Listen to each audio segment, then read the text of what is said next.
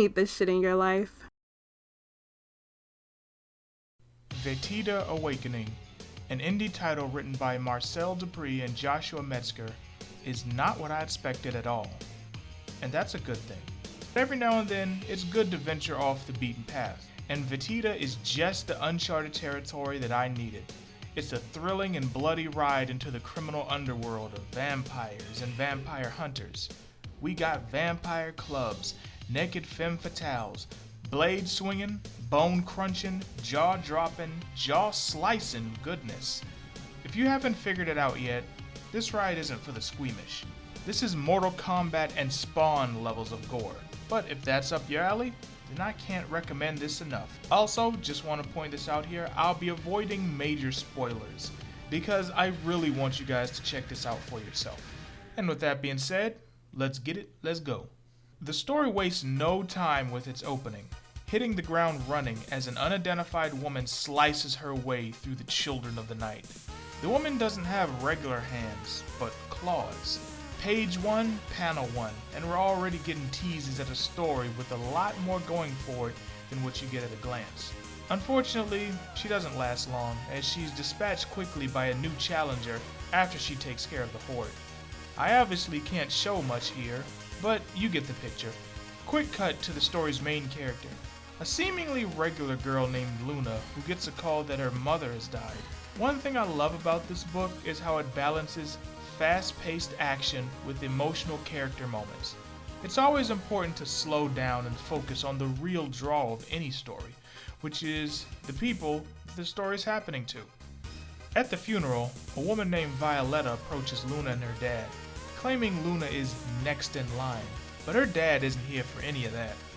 We're not told explicitly what she's next in line for, but it's not too hard to guess. Violetta doesn't really take no for an answer though, and appears at Luna's house later that night.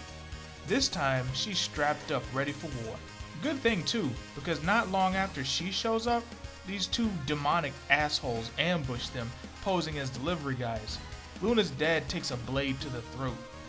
Violetta follows up with one of the sickest headshots I've ever seen from one of the sickest guns I've ever seen. I really like this book's weapon design. It's relatively simple, but memorable.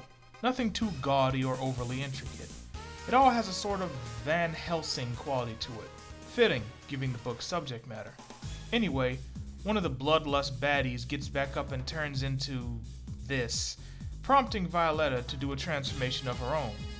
Damn, the monster design in this book is everything. Like the weapons, the monsters aren't too bogged down with overly complicated designs, just super solid. They're creepy and unsettling, but still awesome to look at. Even in her monster form, she can't take Big Boy over here. But not to worry, backup arrives in the form of more weapon-wielding women's. Ones who also turn.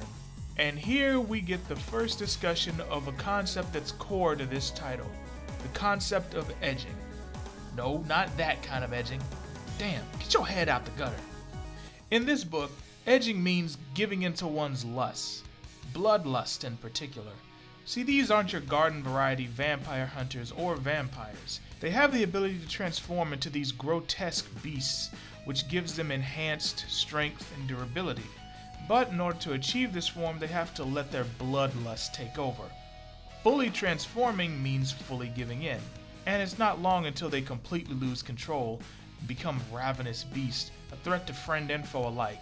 So while the backup squad is strong enough to handle Big Boy and let Violetta and Luna escape, they're lost to their lusts forever. Once they're in the clear, they take into this sick-ass creepy mansion where Luna is caught up to speed in a very violent fashion. She's told about an organization known as the Vetita, the last line of defense between humans and vampires. Her family's been part of the Vetita for generations, including her mother, and now it's her turn. Not that she has a problem with that, as she's ready for revenge on the guy who slit her dad's throat. What follows is a bloody and intense initiation ritual that involves Luna getting her own throat slit and then being bathed in the blood of vampires past. She awakens with a new outfit and a new sense of self, literally. She feels the presence of other essences inside her, one of whom calls out to a blade on the weapons wall, while she's getting ready to go out for revenge. Now, like I said, I don't want to spoil the whole book, so I'm going to stop with the plot synopsis here.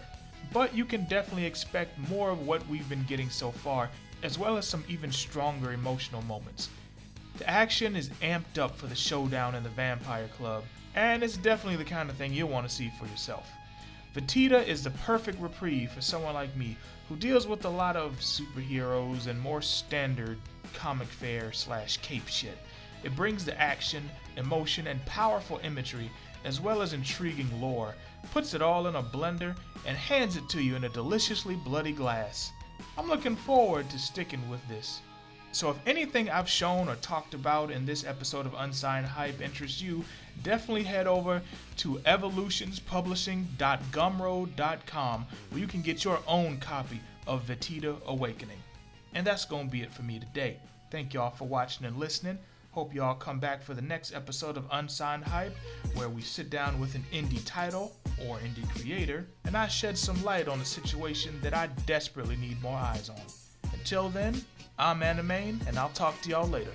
Deuces.